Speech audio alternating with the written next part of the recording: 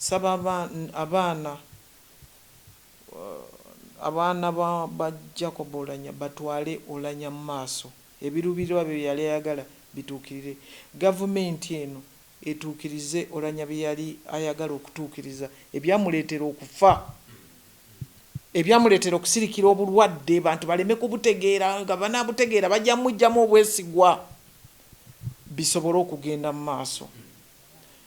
Abooluganda lw'Oulanyah mbeegayiridde tebalwanira mu bintu by'Oulanyah. Ebintu ebyo birina abaana baabyo, era bekikwatako baveeyo balwanirire ebintu by'Oulanyah, kubanga abaana abo mpuli abanjawulo, babakyala ab'enjawulo. N'abakyala b'Oulanyah bonna be yayagalako baalinamu abaana mbeegayiridde tebabuzaabuza abaana bano, abaana baleke babeere wamu kitole. Gwe oba oyagala okubeera n'abaana bo beera nabo, tolwanyisa bano, kubanga kati ennaku zino bibiriwo. Buli muntu yenna alina okufa oba ayagala oba tayagala. Buli muntu yenna alina okufa oba ayagala oba tayagala. Naye ofudde otya? Tofudde butwa, tebakutemudde, kubanga okutemula kibi nnyo. Eggwanga lyafiirwa nnyo, gavumenti yafiirwa nnyo, ne bannayuganda bafiirwa nnyo. Oulanyah abadde muntu wanjawulo, toyinza mugeraageranya n'abantu bangi. Abadde wa kika kya njawulo, abadde munnayuganda omutuufu, abadde buli muntu gw'asisinkana mu mbeera ze, oba mwana oba mukadde oba atya, abadde abakwatanga bw'abeera abasanze. Abadde taliiko ddiini, abadde taliiko ggwanga. Kyenyinza okukakasa ku Right Honorable omugenzi, abadde taliiko ggwanga. Ate obadde tosobola kutegeera nti ono Oulanyah takolagana naye. Ne bw'abanga okugamba alina ekizibu naawe, Oulanyah alina engeri gy'abadde akikwekamu mu bantu n'atakiraga. Nze mbadde mulaba, mbadde muwagizi we nnyo Jacob Oulanyah, kubanga ebintu byakola mbadde mbyagala. Era ojjukira nti nafunamu okusoomozebwa n'okuwayirizibwa ebigambo mu kalulu ka Right Honorable Jacob Oulanyah, wadde nali soogera naye ndowooza olw'okuba yansanga nga yali ampita generaali, nga buli lwansanga agamba generaali, bw'atyo nga bwampita. Tayongerako kigambo kirala nti oba linnya, yali nga mpita generaali. Oluusi nga afunga n'emikono nga kwegamba ng'omuntu bw'onoowa omuntu ekitiibwa. Yali abadde muntu mulungi nnyo. Naye nga ngenze ku ky'okufa kwa Jacob Oulanyah, ndowooza obulamu bwe yabumalira nnyo ku Uganda, neerabira ye ng'omuntu. Yabumalira nnyo ku Uganda okwagala okutuukiriza, okulaba nti ayamba bannayuganda. Nze bwe ndowooza si kweyagaliza kifo, si kweyagaliza bitiibwa, kubanga ebitiibwa yali tabiraga, n'ekifo yali takiraga nnyo nti akirimu, naye ndowooza yayagala okulaba nti atuukiriza byayagala okukolera bannayuganda, neerabira ye obulamu bwe bwennyini. Nze ndowooza kyaleetamu nnyo obuzibu, kubanga okugendamu ebyo byonna bye yagendamu kampeyini biki ateeka okubanga Jacob yali mulwadde.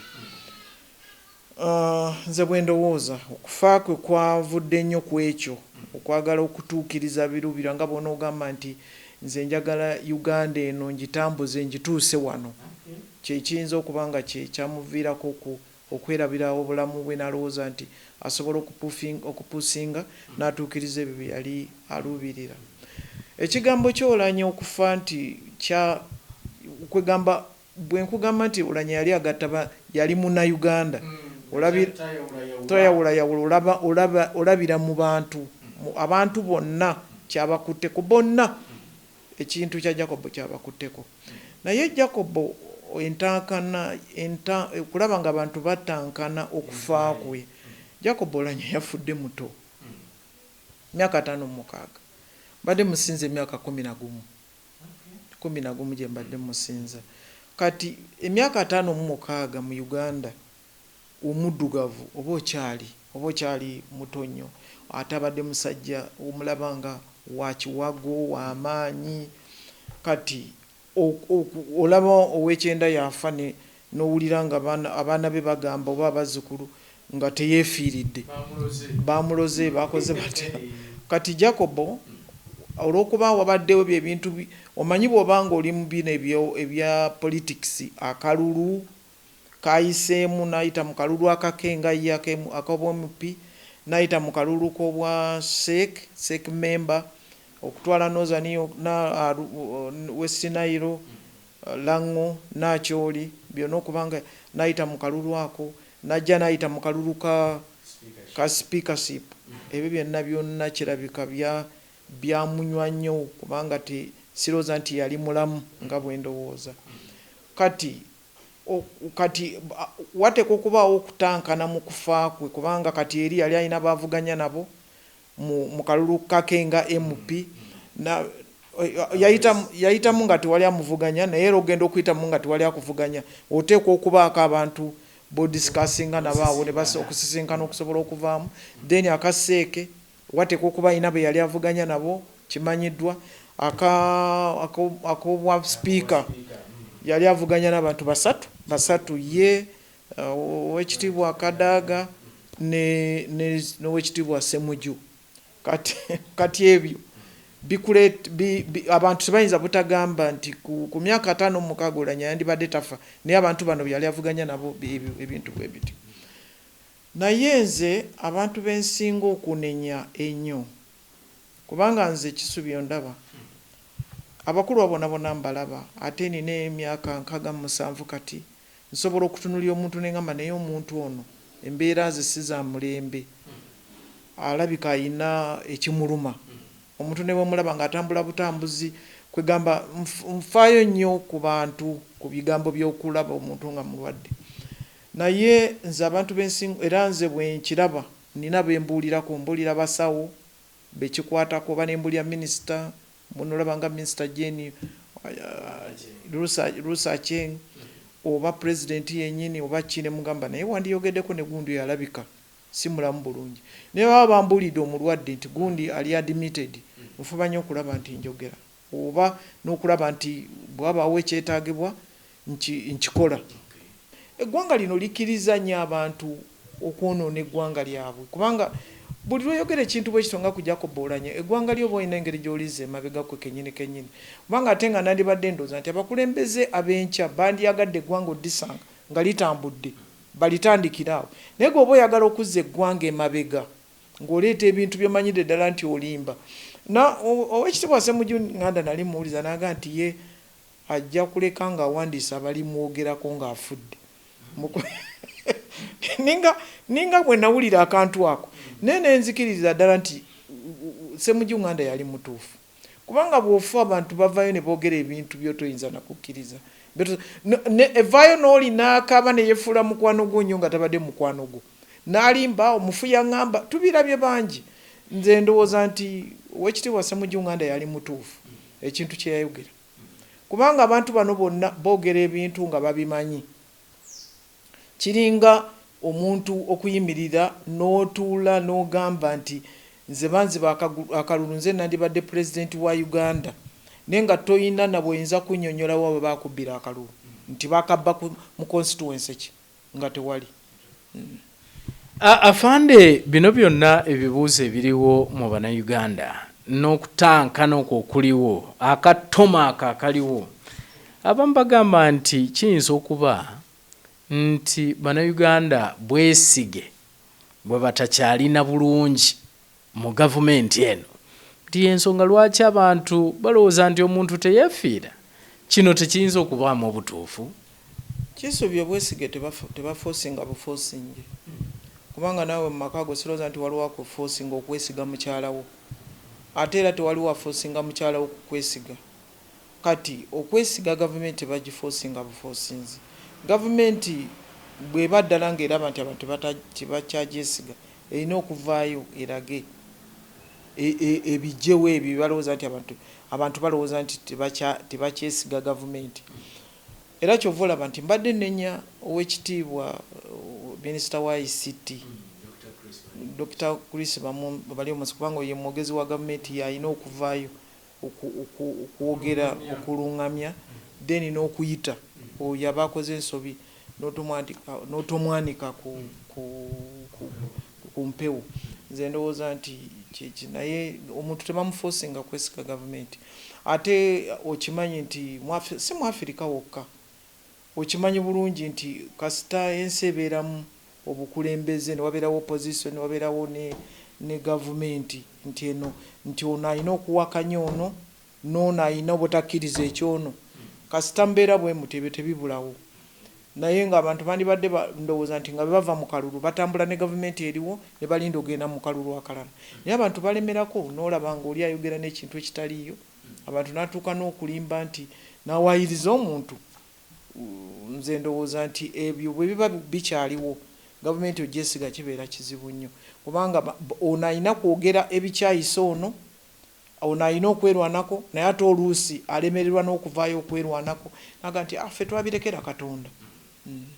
Afande, ekinaasembayo ensonga y'ebyobulamu generally, kubanga bangi era bavuddeyo ne bagamba nti lwaki buli munene nti bw'alwala bweru wa Uganda, nti kino kitegeeza ki? Amalwaliro gaffe mafu, abalimu be batasobola, kiki ekigenda mu maaso wano? Kubanga abamu bagamba nti bakyewuunya nti bwe bagenda ebweru eyo Kenya, South Africa ne mu nsi endala, nti basanga nga bannayuganda bangi abasawo ate be babajjanjaba, naye e Uganda buli alwala nti agenda bweru omunene. Simanyi gwe kyoyinza kwogera ku kino ku nsonga y'ebyobulamu mu ggwanga lyattu. Kisobi obukulembeze buzibu nnyo. Waliwo kati nga bw'onolaba nti ekitiibwa Right Honorable Speaker eyafudde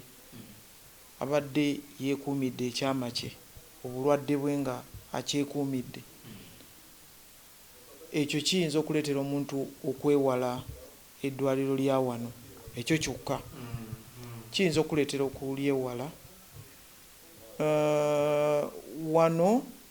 twafuula nnyo buli kintu ekyamawulire, ekyokubika omuntu,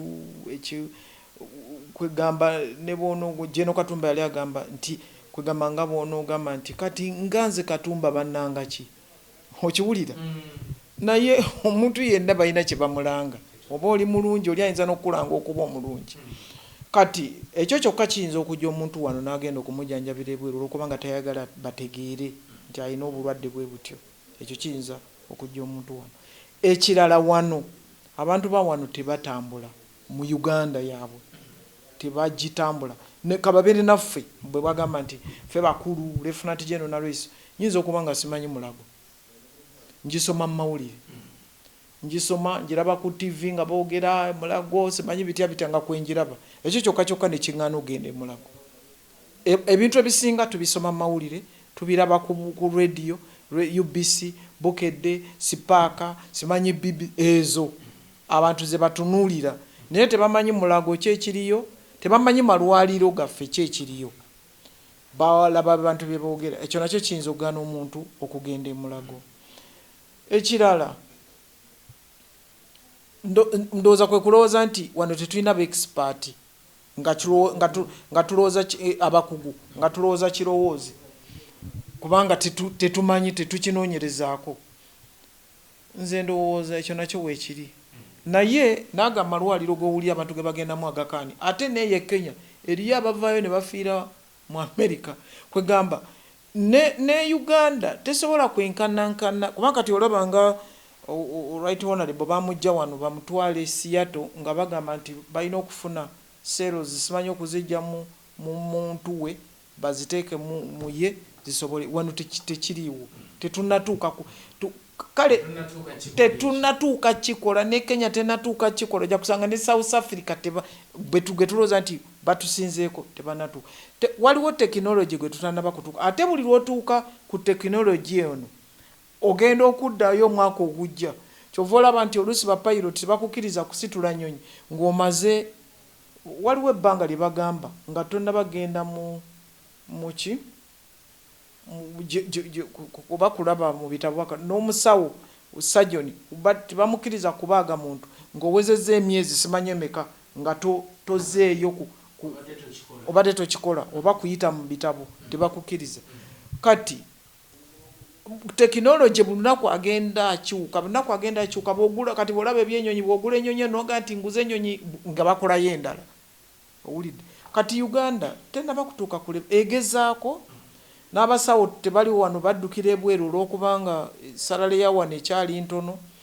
naye ate n'amawanga amalala ojja kusangayo nga oli wano tubadde n'abakyuba abasawo naye nga bava waabwe ne bajja ne babirawo tubadde n'abarasa abasawo tubalina waffe mu magye ne mu malwaliro gana nga bava rasa ne bajja wano ngeri nayo beekokola embeera yayo nga bwekola kibweri kati Uganda tenaba kutuuka ku mutendero ogwo naye nga tetunaba kugamba nti tetulina expert naye eyo embeera y'okubanga ebintu tubisoma mu mawulire tetulambula mulago kubanga senga mulago abakulu twali tumulambula senga neyo embeera embi gye boogera teriyo kubanga ministries zonna ziri mu Kampala osobola n'okutambuza ebigere n'ogenda olaba mulago gy'abantu gye beekokkola n'otuukayo ne weefuula omulwadde twalabako RDC omu nga yeefudde omulwadde mu ddwaliro erimu nze ndowooza yeyo embeera ereetera abantu okuba naye nga g'amalwaliro gabadde gakoleddwa senga tuziyiza bino ebyokunyagamu ebintu okunyaga eddagala ne tuyambibwako ffenna nga tweyambira wamu tewabeerawo nsonga lwaki abantu bagende bwero naye n'olugambo so tukkiriza nti waliwo okusoomoozebwa mu byobulamu byaffe kwekuli n'okubanga abantu tebakyawa kitiibwa mulwadde abantu bayingiza obukyayi oba kulaga nti Uganda eri ku misinde ffe gye tutategeera kubanga bw'oba olaba oli n'alaga Oulanyah nga afudde n'alaga n'okulaga ng'ali mu mochari ku social media twagwamu ak'obuntu kubanga abantu banagamba nti gavumenti bagikyayi naye abantu bagwamu ak'obuntu kubanga olaba omubbi mu kuziika tebagamba nti ono bamusenga bba yabbye akasimu bamuwana nze sinawulirayo mufugo baziika nga ono bamutemye nga bba yabbye akasimu oba yabbye bodaboda naye bamuziika ngaomuntu owa bulijjo biki mpozi ayeetuze naye ate olaba nayeetuze kati bakyamutwala nga luli naye twagwamu ensa kati abantu ebyo byonna babitya bati abamawulire nalaba wali ku medipalo abamawulire ku bya Jeno Katumba paka Jeno Katumba be bamusiibula nga bamawulire basiiba awo ebweru bojja ne bakuddukirako ne bannange Uganda agala kuwulira kyoyogera kikyoyogera ku mbeera kisubi mawulire gadduka sipiidi y'amaanyi Uganda yetwalidde nnyo ku sipiidi y'obuntu kugamba etalimu buntu bulamu etalimu kulumirwa nti Nalweyiso oba ayina abazzukulu ayina abaana banawulira batya kisubi ayina abaana banawulira batya ekitalimu walaba bino ebya nalaba ku social media nga bandaga faaza w'ekisubi kisubi tebeza kisubi eriyo abaana b'abantu ab'amaanyi naye olina ajjayo ekintu simanyi oba oluvannyuma bakizuula nga kyali kituufu naye bagamba mbirengera bulengezi bagamba nti tekyali kituufu kati abantu baffe baweddemu ensa bubaka ki eri famire y'omugenzi ne bannayuganda babadde bakyalina ebigambo ku nsonga y'okufa kwa Right Honorable Jacob Oulanyah? Nze obubaka bwe nnina Oulanyah alina okugenda mu maaso. Oulanyah twabamulina awo balina ennyama yawo mu kofini naye nze ndowooza nti Katonda ayinza okuba yasonyiwa Oulanyah ebisobyo bye kubanga ebirungi biyinza okuba byali bisinga ebibi ayinza okuba yagenda butereevu mu ggulu kati nze mba ndowooza abakirowooza nti eggulu gye riri Oulanyah yagenda Oulanyah alina okugenda mu maaso saba abaana ba Jacob Oulanyah batwale Oulanyah mu maaso ebirubirwa bye yali ayagala bituukirire gavumenti eno etuukirize Oulanyah bye yali ayagala okutuukiriza ebyamuleetera okufa ebyamuleetera okusirikira obulwadde bantu baleme kubutegeera nga banaabutegeera bajja mujjamu obwesigwa bisobole okugenda mu maaso abooluganda lw'Oulanyah mbeegayirira tebalwanira mu bintu by'Oulanyah ebintu ebyo birina abaana baabyo era kikwatako baveeyo balwanirire ebintu by'Oulanyah kubanga abaana abo mpuli abanjawulo babakyala ab'enjawulo n'abakyala b'Oulanyah bonna beyayagalako balinamu abaana mbeegayiridde tebabuzaabuza abaana bano abaana baleke babeere wamu kitole gwe oba oyagala okubeera n'abaana bo beera nabo tolwanyisa bano kuba kati ennaku zino bibiriwo naye Oulanyah alina okugenda mu maaso nze ndaba waliwo abantu abayinza okutwala Oulanyah ebiruubirirwa bye mu maaso naddala abaana be beyaleka nabalabye nga baana bali strong obalaba banyonyola bulungi ensonga zaabwe bannabyabufuzi singa tebababuzaabuziza bateekamu ebyo ebintu okubakyayisa abantu ate n'abakulembeze tubasaba mulekerawo obukyayi okweyingizamu obukyayi olw'ebyobufuzi kubanga ebyobufuzi mujja bireka muddeyo kiringa ffe ab'amagye bwe tuwummula wawulidde ngenda kuwummula bw'owummula oddayo wammwe ku kyalo tewaliwo nsonga lwaki ab'okukyalo obatigomya ng'ate gyo jjo okudda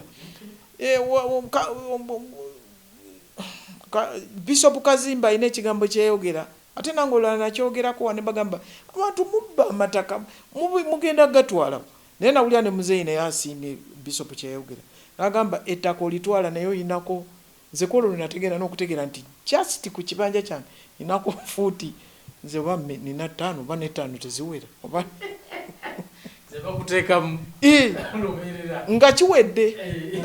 nga kiwedde kati nze siraba nsonga lwaki abantu batulugunya abantu lwaki abantu boogera ebintu ebitaliyo lwaki ebyobufuzi biboonoonye ne mukyawagana okutuuka ku ekyo